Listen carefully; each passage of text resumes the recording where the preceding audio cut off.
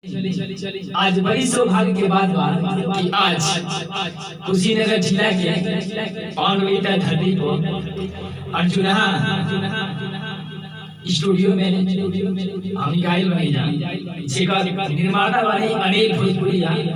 और हमारे सामने हमारे बड़ भैया डीजे विकास बलमुआ जी और मेन चेयर थे हमारे सिंगर यानी हमारे बड़े भाई सिंगर प्रीतम राज जी और उनके बगल में राइटर हृदय जो काफी मीठी मीठी कदमों से चल के आए हुए हैं और इनका लिखा हुआ गाना पूरा क्षेत्र छा गया। ये उन्हीं लिखा गाना कि है बंगाल के सुपर नचनिया हर की धरब जब पाजा ले लो हे राजा